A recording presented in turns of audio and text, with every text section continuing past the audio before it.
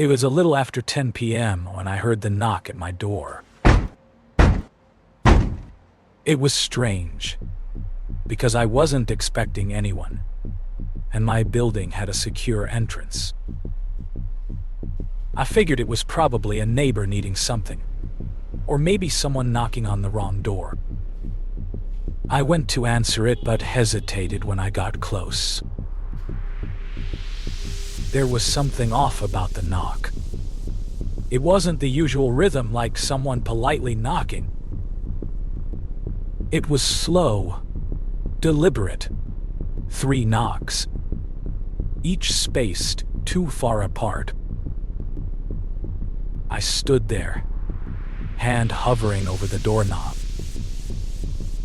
I don't know why, but a chill ran down my spine. I looked through the peephole, expecting to see someone standing there. But there was no one. The hallway was empty.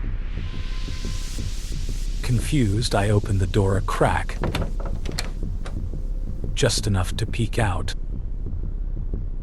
There was no one in sight, just the dimly lit corridor stretching out on either side. I stepped into the hallway, looking around. Nothing. I even checked the stairwell, but no one was there. A little unnerved, I closed the door, locking it behind me. I tried to shake it off, telling myself it was probably just a prank or my imagination. But as I sat back down on the couch, I couldn't shake the eerie feeling that someone had been there.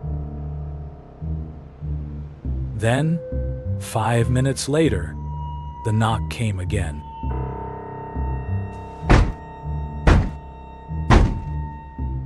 I shot up, my heart racing.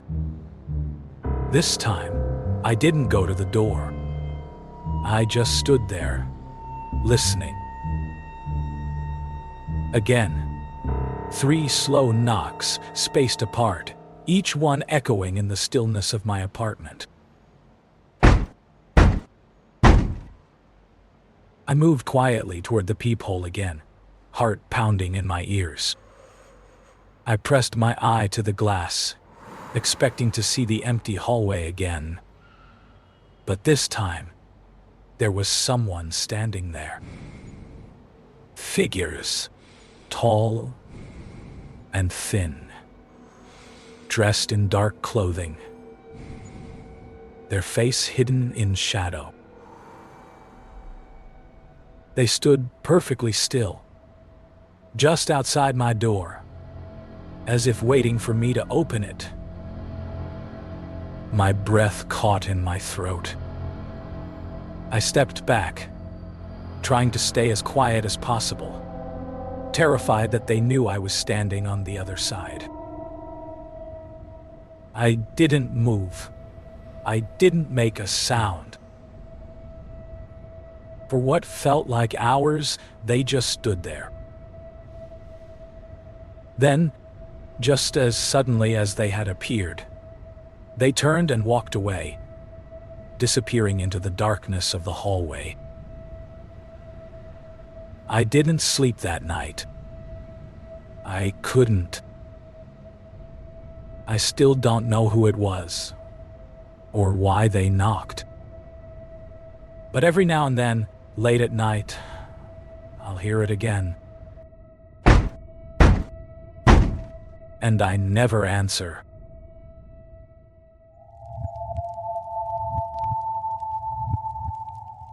I live in a small apartment with my roommate, Jess. We've been best friends since college and moved in together a few years ago. Nothing unusual ever happened until about a month ago, when things started to feel off. It started small, little things, like Jess forgetting conversations we had or misplacing items and swearing she hadn't touched them. I didn't think much of it at first, but then she started disappearing for long stretches of time. I'd come home from work and she wouldn't be there. No note. No message. Nothing. And when I asked her about it, she'd just shrug and say she went out for a walk or to run errands, but she never really explained where she was going. One night, I woke up to strange noises coming from her room. It sounded like whispering, like she was talking to someone. I figured maybe she was on the phone, but when I knocked on her door, there was no answer. I pushed the door open and the room was empty. Her bed was made, and all her things were in place, but Jess wasn't there. I checked the bathroom and the kitchen. Nothing. She was gone. I was about to call her when I suddenly heard the front door creak open. I was scared as I rushed into the living room, expecting to see her step inside. The door barely opened, but there was no one. Then, the whispering started again, faint but unmistakable, coming from her room. My stomach twisted in knots as I slowly turned toward the hallway. I took a breath, steeling myself, and crept to her door. The door was slightly ajar, and I pushed it open. There she was, sitting on the bed, completely still. "Where on earth have you been?" I asked. Jess gave me a blank look, like she didn't understand the question. Things only got stranger from that night. I started noticing Jess acting weirder, staring at me when she thought I wasn't looking, standing in the hallway in the middle of the night, like she was waiting for something. Once I woke up to find her standing by my bed, just watching me. When I asked her what she was doing, she smiled and said she couldn't sleep. The final straw came 2 weeks ago. I had gone out for a few hours, and when I came back, I found Jess sitting on the couch, staring at the TV. She didn't even acknowledge me when I walked in. "Hey," I said, trying to keep my voice calm. "What are you watching?" No response. I walked closer, and that's when I saw it. Her eyes were blank, unfocused, like she wasn't really seeing anything. I called her name, but she didn't react. And then, as suddenly as it had started, she blinked and turned to me.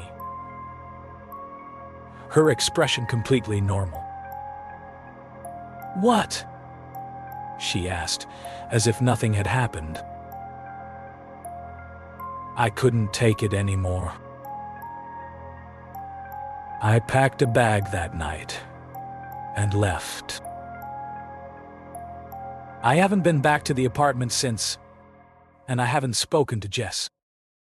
She's texted me a few times, asking where I went, but I haven't responded. I'm too afraid of what I might find if I go back. I don't know if the person in that apartment is Jess anymore. My wife, Laura, has never been a sleepwalker. In the 10 years we've been together, she's never shown any signs of it. But about a month ago, I woke up in the middle of the night to find her standing at the foot of the bed, her back to me. At first, I thought she was just stretching or maybe needed to use the bathroom. I called her name softly, but she didn't respond. When I reached out to touch her shoulder, she slowly turned around. Her eyes were wide open, but there was something wrong. Her pupils were huge, too dark. Her expression was blank, almost like she wasn't really seeing me. "Laura?" I asked again, my voice shaky. Without a word, she turned and walked out of the bedroom. I followed her into the hallway, watching as she moved robotically down the stairs, out of the house, and into the backyard. She stood in the middle of the yard, staring up at the sky. I didn't want to wake her, but this felt wrong. I gently touched her arm. She whipped her head toward me, and for a split second her face twisted into something else. Something not her. It was a smile, but not a comforting one. It was cold, empty, like a predator's smile. Then, just as quickly, she turned and walked back inside, climbed into bed, and lay down as if nothing had happened. The next morning, I asked her about it, but she had no memory of it. She laughed it off, but over the next few nights, it happened again and again. Every time, she would stand at the foot of the bed, motionless, her eyes wide and glassy. Every time, she would walk outside, staring up at the sky, smiling that creepy smile. Last night, though, something changed. I woke up to find her standing at the foot of the bed as usual, but this time, she wasn't facing away. She was standing over me, staring down with those same wide, lifeless eyes. "Laura?" I whispered, my throat dry. She smiled that same cold, twisted smile, and in a voice that wasn't hers, she whispered, "It's almost time."